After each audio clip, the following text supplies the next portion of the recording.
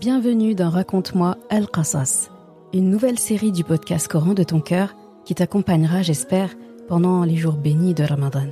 Moi, c'est Zainab, enseignante et éternelle étudiante du Coran, comme j'aime le dire.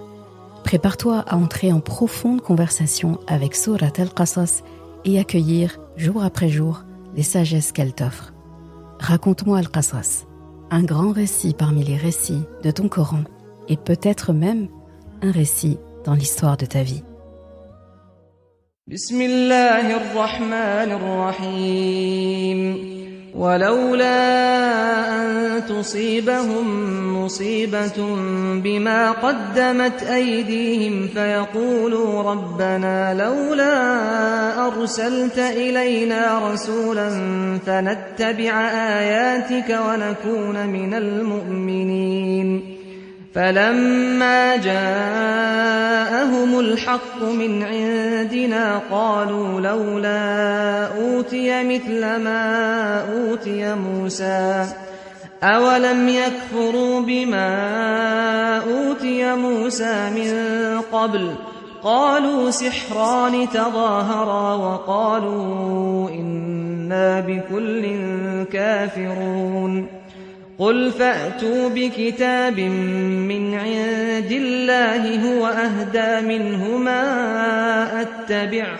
أتبعه إن كنتم صادقين فإن لم يستجيبوا لك فاعلم أنما يتبعون أهواءهم ومن أضل ممن اتبع هواه بغير هدى من الله إن الله لا يهدي القوم الظالمين ولقد وصلنا لهم القول لعلهم يتذكرون الذين آتيناهم الكتاب من قبله هم به يؤمنون وإذا يتلى عليهم قالوا آمنا به إنه الحق من ربنا إنا كنا من قبله مسلمين أولئك يؤتون أجرهم مرتين بما صبروا ويدرؤون بالحسنة السيئة ومما رزقناهم ينفقون وإذا سمعوا اللغو أعرضوا عنه وقالوا لنا أعمالنا ولكم أعمالكم سلام عليكم لا نبتغي الجاهلين. Nous leur avons déjà exposé la parole, le Coran, afin qu'ils se souviennent. Ceux à qui, avant lui, le Coran, nous avons apporté le livre y croient. Et quand on leur récite, ils disent « Nous y croyons, ceci est bien la vérité émanant de notre Rabb. Déjà avant son arrivée, nous étions soumis. » Voilà ceux qui recevront 2 fois leur récompense pour leur endurance, pour avoir répondu au mal par le bien et pour avoir dépensé de ce que nous leur avons attribué. Et quand ils entendent des futilités, ils s'en détournent et disent « À nous nos actions, et à vous les vôtres, paix sur vous, nous ne recherchons pas les ignorants. » Surat Al-Qasas, ayah 51 à 55. Assalamu alaikum wa rahmatullah. Je suis super contente de te retrouver pour un nouvel épisode. Donc il s'agit du 13e épisode de Raconte-moi Al-Qasas et on continue dans la conversation qu'Allah subhanahu wa ta'ala a avec son prophète Muhammad sallallahu alayhi wa sallam, où il leur parle justement des Quraysh, de leur comportement, etc. Et aujourd'hui, il va parler spécifiquement des Ahlul Kitab, d'accord, donc les gens du livre, les juifs et les chrétiens, au temps du prophète sallallahu alayhi wa sallam, et leur comportement vis-à-vis de la parole d'Allah. Donc on a eu jusqu'à présent le comportement donc des mécréants, des Arabes, au temps du prophète sallallahu alayhi wa sallam, à Mecca, leur comportement vis-à-vis de la parole d'Allah lorsqu'elle est révélée. Et là, on a le comportement des Ahlul Kitab, parce qu'ils sont quand même une part très importante. Ahlul Kitab, donc les gens du livre. Quand on dit des gens du livre, c'est tous les livres saints qui ont été révélés avant. D'accord ? Donc la Torah, l'Évangile, les psaumes, les feuillets de Daoud alayhi salam. Donc voilà. Et les feuillets d'Ibrahim. Et donc Allah dit وَلَقَدْ وَصَّلْنَا لَهُمُ الْقَوْلَ. D'accord? Donc, nous leur avons déjà exposé la parole. Donc ici, la parole, c'est le Coran, bien sûr, afin qu'ils se souviennent. Le verbe qu'Allah emploie pour parler de le fait qu'ils ont déjà été exposés à la parole d'Allah, eh bien, c'est wassala. D'accord? Wassala, de la racine wassala. Et wassala veut exactement dire le fait de joindre des choses, de raccorder, d'unir fermement. Le fait de faire parvenir quelque chose à quelqu'un d'une manière continue. Donc il y a cette notion de quelque chose déjà qui bouge, qui voyage et qui arrive à destination et qui fait un lien entre les deux points. Le Coran n'a pas été révélé en un bloc. C'est un peu de ça qu'il est question ici, mais ça a été révélé graduellement, donc de manière continue par contre. D'accord ? C'était pas de manière discontinue. Et pourquoi ? Allah dit pour qu'ils se souviennent. L'être humain oublie. Il a besoin d'un rappel qui ne soit pas discontinu, justement.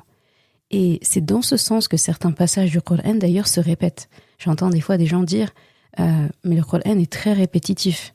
Eh bien, c'est volontaire. C'est ce qui est répété, ça l'est pour nous rafraîchir la mémoire, pour nous éveiller à un ou à quelques principes fondamentaux qui sont justement dans ces ayats, qui sont trop importants pour le coup, pour être oubliés. Donc Allah subhanahu wa ta'ala les répète.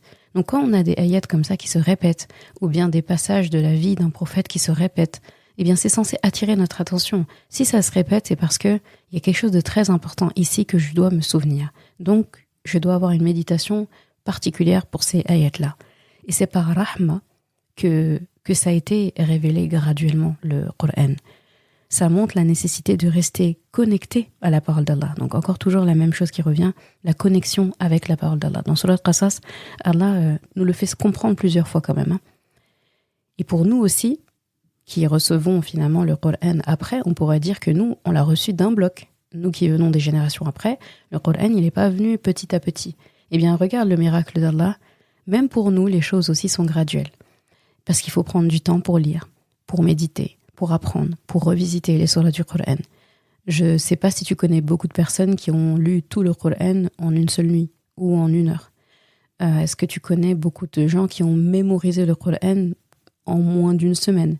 Est-ce que tu connais des personnes, par exemple, qui ont médité tout le Coran en moins d'1 mois ? Il faut du temps.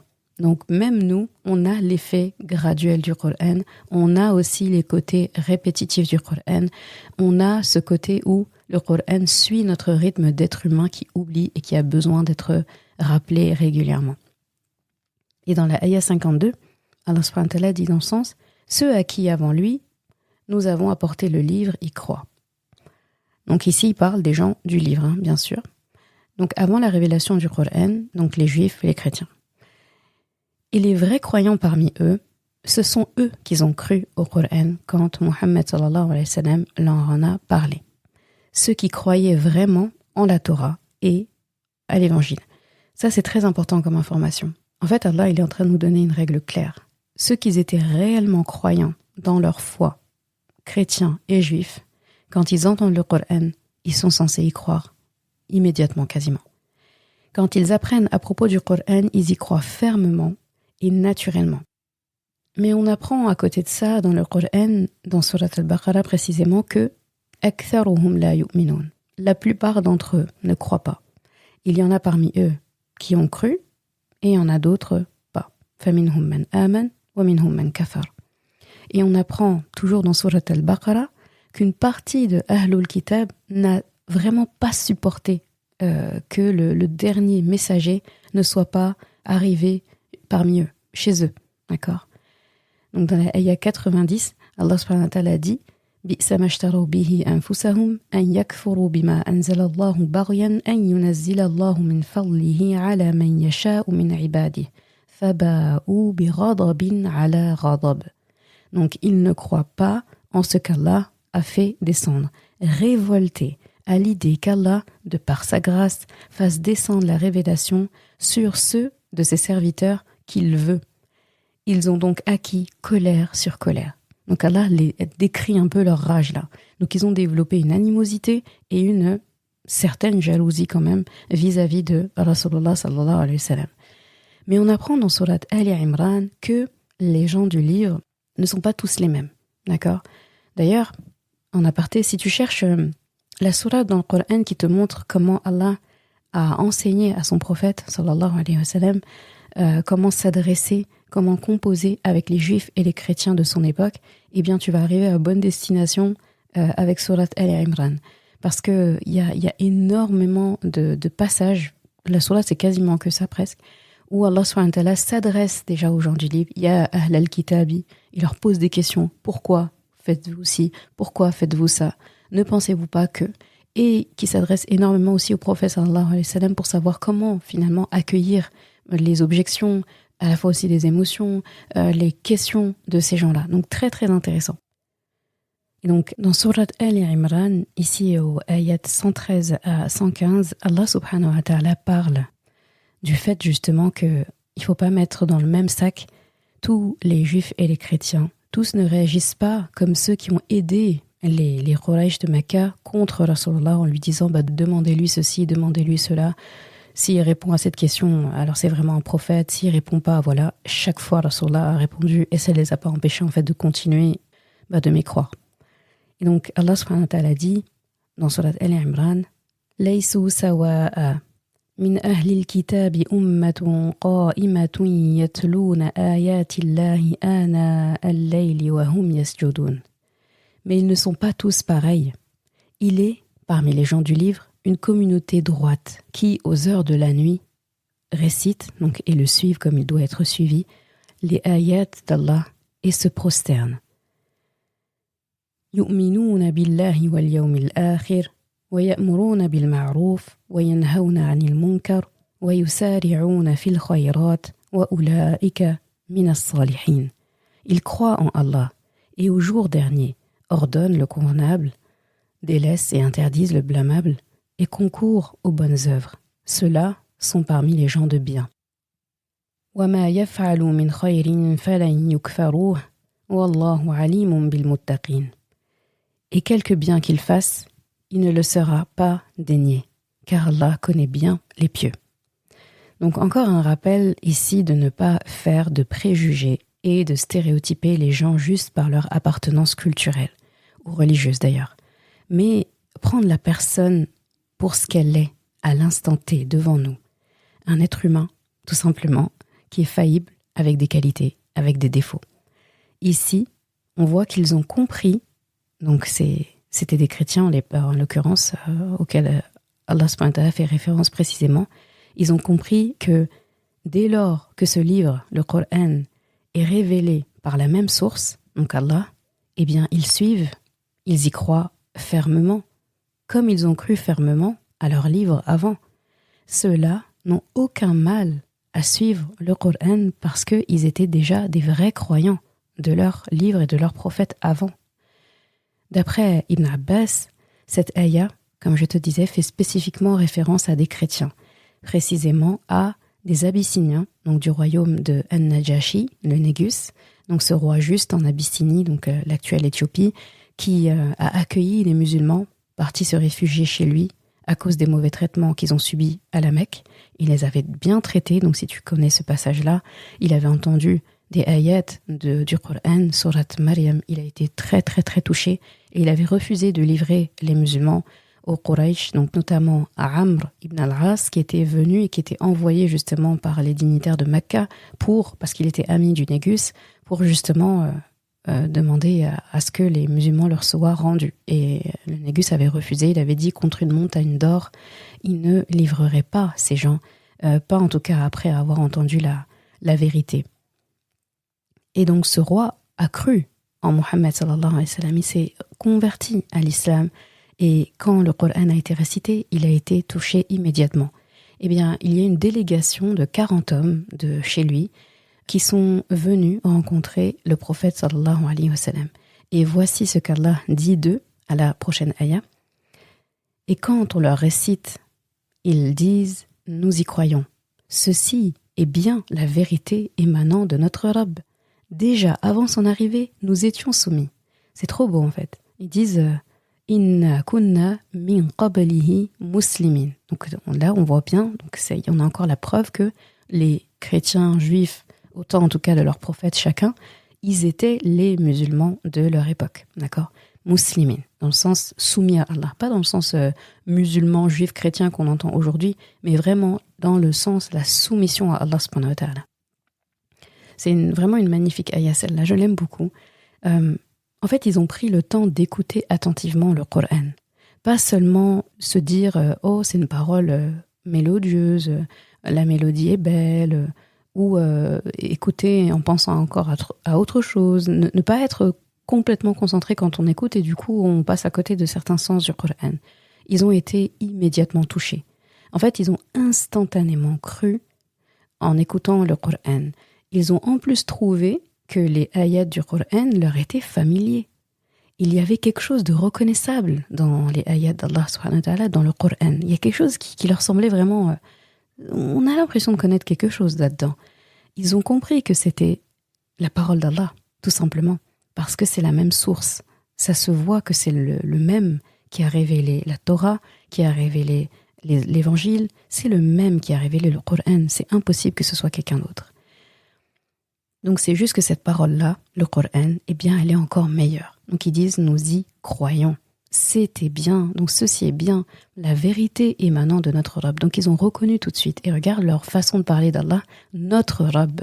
Donc c'est comme s'ils disaient, mais en fait, on était limite, on savait que ça allait arriver, on attendait juste en fait la nouvelle, le top départ de ce prophète. Donc oui, en fait, on sait, on comprend en fait que ça vient d'Allah. En fait, même avant le Coran, nous étions musulmans avant. Donc soumis à Allah, nous étions muslimines, c'est ce qu'ils disent. Et maintenant, nous sommes encore plus croyants et c'est une future étape en fait qui est logique pour eux. Ils croyaient fermement, donc ces Ahlul Kitab, ces chrétiens-là, en leurs livres. Ils vivaient selon les préceptes de leurs livres et quand le dernier messager arrive, sallallahu alayhi wa sallam, ils le suivent parce que sa venue en plus a été annoncée dans la Torah et dans l'Évangile, du moins ce qui n'a pas été falsifié de ces livres-là. En fait, tous les prophètes savaient, parce qu'Allah les avait informés, ils savaient qu'il y aurait un dernier messager qui arriverait longtemps après. Et ils connaissaient ces caractéristiques de Rasulullah sallallahu alayhi wa sallam. Et ils appelaient leur peuple à le suivre si jamais ces gens-là venaient à croiser l'époque de Rasulullah sallallahu alayhi wa sallam. Et je ne sais pas si tu te rappelles l'histoire de Salman, donc ce compagnon du prophète sallallahu alayhi wa sallam, donc Salman al-Farisi, comme on appelle, donc Salman le Perse, donc comme le nom l'indique, venait de Perse. Et en fait, lui, donc c'est un chrétien pratiquant, il avait appris qu'un messager allait arriver dans cette région d'Arabie. Et donc il a quitté la Perse, il a fait tout ce voyage-là pour venir rencontrer ce prophète. Il a donc cru au prophète sallallahu alayhi wa sallam et au Coran avant même de le rencontrer. Salman, c'est ce que j'aime avec ce compagnon, Rasulullah a dit de lui, Salman min ahlil bayt. Franchement, quelle chance, quel privilège. Salman min ahlil bayt, ça veut dire Salman est de chez moi. Ahlul bayt, c'est le nom qu'on dit pour les membres de la maison. D'accord, les membres de chez moi, ma famille, c'est ce qu'on dit quand on dit Ahl al-Bayt. Donc Salman est de chez moi, il est de ma famille, c'est un membre de ma famille. C'est un honneur, waouh. D'ailleurs, les compagnons disaient que s'ils n'avaient pas déjà le privilège d'être les premiers qui ont cru, d'être ceux qui ont émigré à Médine, eh bien ils envieraient énormément Salman, radiyallahu anhu. Et cette ayah-là qu'on vient de lire avec ces chrétiens qui disent « nous y croyons, ceci est bien, la vérité émanant de notre Rabb », déjà avant son arrivée nous étions soumis, ça me fait beaucoup penser à un passage dans Surat al-Ma'ida. Donc j'aime bien, mashallah, avec des sourates comme Al-Qasas et d'autres, pour s'enrichir encore plus du contexte, c'est d'aller justement, c'est ce que Surat al-Qasas nous demande de faire, d'aller faire un peu un appel à d'autres passages du Coran qui viennent en fait, qui viennent détailler ce qui vient d'être dit. Donc Al-Qasas, c'est vraiment le récit en lui-même et il nous rappelle régulièrement d'autres passages. Et donc dans Surat al-Ma'ida, à la ayah 83 à la ayah 85, eh bien Allah subhanahu wa ta'ala dit وَإِذَا سَمِعُوا مَا أُنزِلَ إِلَى الرَّسُولِ تَرَى أَعْيُنُهُمْ تَفِيضُ مِنَ الدَّمْعِ مِمَّا عَرَفُوا مِنَ الْحَقِّ يقولون ربنا آمنا فاكتبنا مع الشاهدين. Et quand ils entendent ce qui a été descendu sur le messager, Mohammed, tu vois leurs yeux déborder de larmes, parce qu'ils ont reconnu la vérité. Ils disent « Ô notre Rabb, nous croyons, inscris-nous donc parmi ceux qui témoignent donc de la véracité du Coran. Et pourquoi ne croirions-nous pas en Allah et à ce qui nous est parvenu de la vérité? Pourquoi ne convoitons-nous pas que notre Rabb nous fasse entrer en la compagnie des gens vertueux? Allah donc les récompense pour ce qu'ils disent par des jardins sous lesquels coulent des ruisseaux, où ils demeureront éternellement. Telle est la récompense des bienfaisants. » Donc, comme tu vois, c'est très beau, parce que on parle de chrétiens, et pourtant Allah subhanahu wa ta'ala, ce qu'il est en train de décrire là, c'est le comportement d'un typique musulman qui entend les versets d'Allah, qui les médite la nuit, dans le dernier tiers de la nuit en prière, et dont les yeux et le cœur en fait débordent d'émotions et de larmes. Et bien là, il parle de ces gens-là, c'est-à-dire ce sont ces chrétiens-là qui sont venus écouter la parole d'Allah et qui se sont mis à pleurer instantanément, qu'ils étaient hyper émus et qu'ils ont cru tout de suite. Et ça me fait penser cette histoire-là, à une anecdote par rapport à mes enfants que je trouve intéressant de raconter. Alors, à mes enfants, il y a un moment, quand je voulais leur expliquer justement les juifs et les chrétiens d'aujourd'hui, parce qu'ils m'ont posé une question, ils étaient un peu étonnés, limite choqués. Ils disent « Mais maman, les juifs et les chrétiens, normalement, ils ne devraient pas exister. » Je leur demande pourquoi. En fait, si chacun y suit son prophète, c'est toi-même, maman, qui nous a enseigné que aucun prophète n'est parti plutôt, sans annoncer celui qui va le suivre. Exact. Je leur dis exact. Ils me disent, alors pourquoi est-ce qu'il y a encore des juifs et des chrétiens? Normalement, chacun y suit le prophète suivant, et aujourd'hui, tout le monde devrait être musulman, en tout cas parmi les Ahlul Kitab. Il devrait y avoir des musulmans et juste des mécréants, polythéistes, athées, etc. Mais les juifs et chrétiens, eux, en gros, ils font quoi ici encore? Et donc, pour imager ça, je leur ai expliqué, en fait, parce qu'ils avaient un peu du mal à comprendre. Je leur ai imagé avec toujours mes métaphores, même eux, ils y ont droit, les pauvres. Et donc, toujours moi et mes métaphores. Donc, je leur avais un peu imaginé un train. Je leur ai dit, imaginez, vous avez le train de la vie comme ça. Et donc, le premier conducteur du train, c'est Papa Adam, alayhi salam. Et donc, les gens qui montent dans le train, c'est les gens qui arrivent, donc les générations qui arrivent les unes après les autres et qui croient en lui. Et donc, à chaque fois qu'un prophète, son temps est révolu, eh bien, il monte au ciel, donc il est ressuscite, il rejoint Allah plutôt, et donc un autre prophète le remplace. Un autre prophète surgit et le remplace et devient... Donc, c'est toujours un prophète qui dirige le train. Et donc, ce qui se passe, c'est que quand c'est, par exemple, les Juifs, donc avec Moussa alayhi salam, eh bien, ce qui s'est passé, c'est qu'il y a des personnes, quand Moussa alayhi salam, en tout cas, toute cette génération-là est partie, et bien eux, ils sont descendus du train et ils attendent sur le quai. Ils attendent quoi? La venue d'un prophète. Ils savent qu'il y aura la venue d'un prophète, mais ils sont persuadés qu'il va venir parmi eux, en fait, dans leur culture parmi eux. Donc ils descendent du train et ils se disent, bon, Moussa n'est plus là, nous on attend sur le quai, on attend le prochain train. Et donc, dans le train, les prophètes se succèdent, arrive le prophète Aïssa qui ne part pas sans dire qu'il va venir après lui un prophète du nom de Ahmed, d'accord? Sauf que ce nom-là a été effacé des évangiles, il n'est plus présent. Aujourd'hui, si on leur dit « prophète Mohammed sallallahu alayhi wa sallam a été annoncé », ils vont te dire « non », mais tout simplement, si tu falsifies le livre saint qu'on te donne, tu risques pas de trouver le nom du prophète sallallahu alayhi wa sallam dedans, alors qu'Aïssa alayhi salam l'a mentionné en disant que viendra après lui quelqu'un qui s'appelle Ahmed et qu'il faut le suivre. Et donc, pareil pour eux, Aïssa alayhi salam donc va rejoindre son Rabb, et donc là, la prochaine destination du train, il y a un petit gap, et là, c'est qui devient le conducteur? Rasulullah sallallahu alayhi wa sallam. Et là, pareil, il y a des chrétiens qui sont descendus du train et qui attendent sur le quai le temps que un nouveau prophète émane ou que Aïssa alayhi salam revienne. Et ça avance. Et donc, je leur imaginais ça comme ça. Je dis voilà, donc, et dans le train, il y a des aventures, il y a des naissances, il y a des familles qui se créent, il y a ça. Il y a des gens qui descendent du train, ceux qui quittent la religion ou bien qui n'y croient pas. Il y a des gens régulièrement qui vont monter dans le train, c'est ceux qui se convertissent à l'islam, d'accord, qui montent, qui se disent il y a un train qui passe, ça a l'air intéressant, ils montent, ils restent dedans, etc., etc. Et donc, mes enfants ont vraiment enregistré cette métaphore. Et je me rappelle d'un jour où eux deux, je sais plus s'ils parlaient à mon voisin, de palier ou à quelqu'un, en tout cas, il parlait à quelqu'un de non-musulman, mais qui était chrétien. Et ils nous ont demandé, ils ont dit, mais pourquoi vous êtes descendu du train, en fait? Comment ça se fait que vous n'avez pas pris le train? Pourquoi vous n'avez pas pris le train jusqu'au terminus? Vous attendez quoi sur le quai? Ça m'a bien fait rire. Et donc, je leur expliquais, bon, vous n'allez pas à chaque fois arrêter quelqu'un, un juif ou un chrétien que vous croisez pour leur dire pourquoi, en fait, t'es descendu du train. Mais pour eux, c'était logique. Donc, l'histoire du train, pour eux, les juifs et les chrétiens d'aujourd'hui sont des gens qui n'ont pas compris que le train avait un terminus, qui sont descendus du train, qui attendent sur le quai jusqu'à quand, on ne sait pas. Et donc, jusqu'à Yom al-Qiyamah, ils vont attendre comme ça qu'un prophète vienne alors qu'il est arrivé, que le train a avancé. Voilà.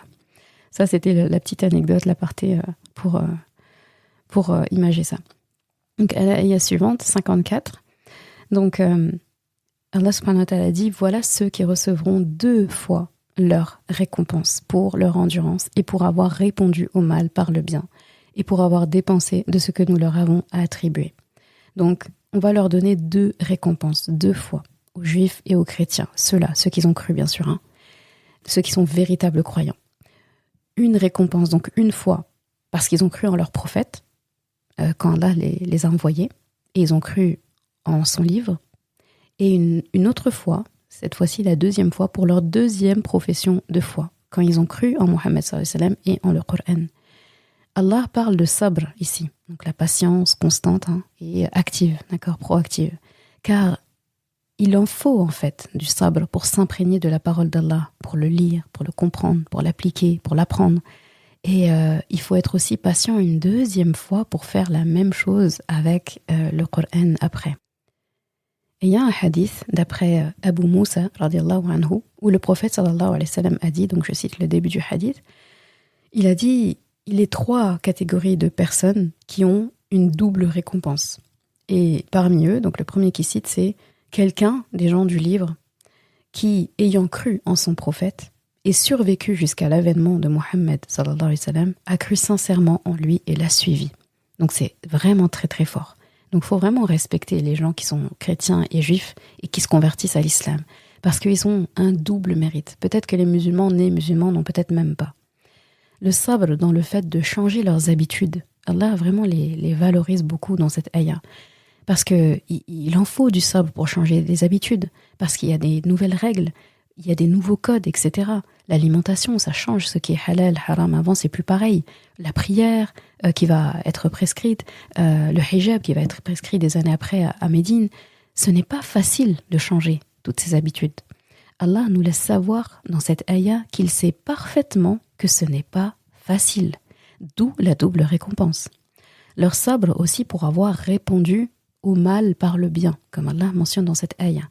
Ils repoussent le mal, ils ne l'acceptent pas. Le verbe vraiment qui est utilisé ici pour dire qu'ils ont remplacé en fait le mal par le bien, il dit wayadra'una. Wayadra'una, ça veut dire vraiment le fait de repousser quelque chose. Mais ils repoussent le mal, voilà, ça veut dire ils l'acceptent pas. Donc il y a ce mal-là, j'accepte pas cette chose, je la refuse. Mais il y a des façons en fait, d'accord ? Ils le font de la meilleure des façons. Et ils remplacent ça, c'est ça qui est beau, ils remplacent ce qu'ils refusent catégoriquement par quelque chose de bien, de meilleur. Et ça, c'est une autre forme de sabr. C'est le fait de devoir faire face aux siens, à la société, à la famille. D'accord ? Là, je pense que ce passage-là va beaucoup parler aux gens qui se sont reconvertis à l'islam. Parce que on peut faire face en fait à une famille qui ne veut pas accepter leur conversion à l'islam véritable, celui du dernier messager. Ils peuvent entendre, donc ces personnes qui se reconvertissent à l'islam, des paroles blessantes, avoir les ponts coupés, d'accord, ceux qui coupent les ponts dans leur famille, les sévices sur le plan moral ou physique, les insultes. Allah sait parfaitement que ce n'est pas facile. Les gens qui font preuve de sabr dans ces cas-là sont hyper méritants pour Allah. Ça demande du courage de se convertir à l'islam déjà. Puis du courage pour se maintenir dans l'islam, d'où la double récompense.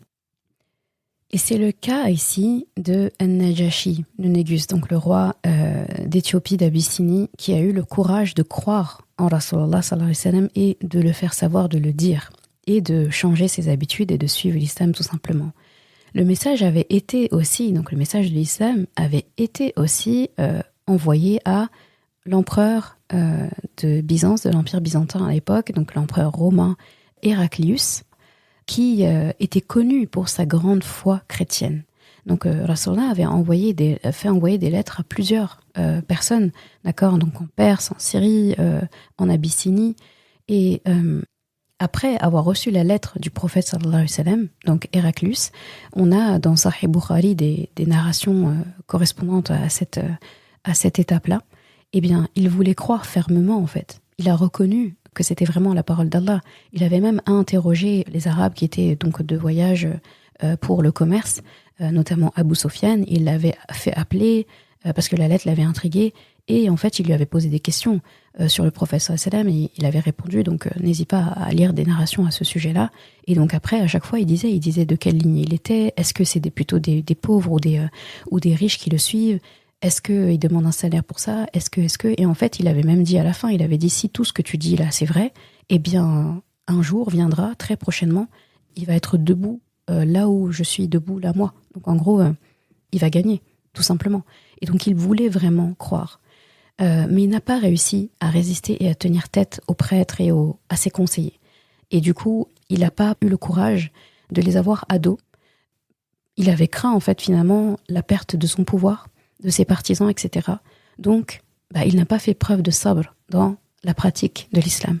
Donc, il a cru une fois, mais il n'a pas fait de sabre pour se maintenir dedans. Donc, c'est vraiment pas chose aisée. Là où An-Najashi l'a fait sans problème. Et enfin, la ayah 55, la dernière qu'on fera aujourd'hui. Et quand ils entendent des futilités, ils s'en détournent et disent « À nous nos actions, à vous les vôtres.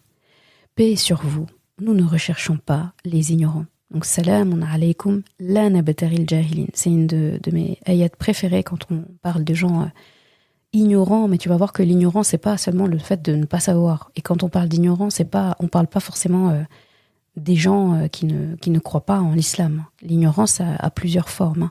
C'est le fait de nier la vérité aussi. C'est le fait de ne pas savoir tout simplement. Et c'est le fait aussi quand la vérité est là, elle est évidente, la personne décide en fait de faire la sourde oreille quand même. Ça, c'est de l'ignorance. Et donc, le mot qu'Allah emploie pour parler de l'aro, donc des futilités ici, eh bien, c'est l'aro, justement, donc les futilités, et c'est un discours qui ne comporte aucun bénéfice. En gros, l'aro, c'est des choses qui, en fait, si tu les écoutes, ça t'a rien apporté de probant, d'intéressant dans ta vie, etc. Et si tu ne les écoutes pas, ça va rien diminuer aussi au bien de ta vie, tout simplement. Et dans l'aro, il y a aussi les mauvaises paroles, parce que des mauvaises paroles sont aussi des paroles futiles. Et en fait, tu ne perds rien en évitant ces choses-là. Ces paroles-là, l'aro, on ne tue pas seulement notre temps en les écoutant ou en visionnant des choses futiles, on tue aussi notre âme petit à petit à force de l'aro. Parce que on gave notre âme à ce moment-là de ce qui n'est pas sain et nourrissant pour elle. Et on sait ce qui nourrit l'âme. Et souvent, les futilités sont à propos de choses en plus qui ne nous concernent pas. Et il ne faut pas s'engager dans ce qui ne nous concerne pas. Donc Allah nous a dit que fait partie du bel islam de quelqu'un le fait de délaisser ce qui ne le regarde pas. Et donc, ces Ahlul Kitab, là, qui croient en Mohammed sallallahu alayhi wa sallam et en le Coran, eh bien, ils s'en éloignent en fait. Allah dit qu'ils ont vraiment le comportement de musulmans en fait. Eh bien, ils s'éloignent des futilités. Et quand on leur adresse des paroles blessantes, stupides, inutiles, eh bien, ils répondent pas à la provoque. Ils font comme ça, en fait, avec ceux qui essayent de les critiquer ou se moquer de leurs croyances en islam. Ils s'en protègent. En gros, faites ce que vous faites. Et nous, on fait ce qu'on fait. Et cette ayah nous apprend aussi à apprendre à passer au-dessus de la critique. En fait, ça doit nous passer ça doit nous passer au-dessus de la tête. Se défaire aussi du regard des gens par rapport à ce qu'on croit, à nos convictions, et de ce qu'ils peuvent penser. C'est leur problème, en fait, si les gens te lancent des piques. C'est pas ton problème à toi. Toi, souhaite-leur la paix et laisse-les face à leur ignorance. Il faut vraiment pas prendre les choses pour soi. Il faut vraiment se dire, on vous quitte en paix. D'ailleurs, on dit salamun alaykum, la nabtaril jahilin. On ne veut pas être comme vous, dans l'ignorance. Ce n'est pas supprimer nos émotions, d'accord ? Mais c'est nous respecter dans nos standards, en fait. Et la délégation là, des 40 Abyssiniens, Ibn Abbas rapporte que les gens de Makka, donc notamment Abu Jahl, donc quand tu vois Abu Jahl, donc le père de l'ignorance, donc c'est assez impressionnant que justement ce soit lui qui parle, eh bien il leur a dit, alors que ces 40 gens, dignes, des dignitaires chrétiens venus d'Abyssinie, il dit « Nous n'avons jamais vu de délégation plus bête et idiote que vous. Vous avez fait tout ce chemin pour le rencontrer, cet homme, en parlant du prophète sallallahu alayhi wa sallam bien sûr, alors que vous aviez déjà un livre et une religion et un roi. Et donc ces chrétiens-là avaient répondu cette ayah. Donc lana a'maluna wa lakum a'malukum salamun alaykum la nabtaril jahilin. Et l'ironie c'est que Abu Jahl, donc le père de l'ignorance, eh bien c'est lui qui reçoit cette punchline, hein, leur punchline en pleine face en fait. Donc t'imagines quelqu'un qui te dit la nabtaril jahilin. En fait on recherche pas les ignorants, nous. On n'a pas ton temps, tu vois. Ça fait mal quand même. Donc, ne nous rabaissons jamais au niveau des ignorants. On ne se laisse pas faire, d'accord, c'est important, mais on se respecte. Et on ne joue pas le jeu de la surenchère dans l'ignorance. De toute façon, on ne gagne jamais un débat avec un ignorant, d'accord. C'est l'imam Ash-Shafi'i, je crois qu'il disait ça, que voilà, qu'il a jamais débattu avec un ignorant sans en fait perdre à chaque fois, en fait. Parce que tu peux pas, un ignorant, c'est... Le débat, en fait, c'est mort avant la fin, c'est même pas la peine. Donc la seule réponse qu'on donne aux ignorants, c'est Salamun alaykum, la nabtaril jahilin. Allez, on se retrouve demain, Inch'Allah, pour la suite de cette passionnante conversation avec Allah subhanahu wa ta'ala et son messager, pour tirer encore plein de pépites que nous, on peut utiliser encore aujourd'hui, Inch'Allah.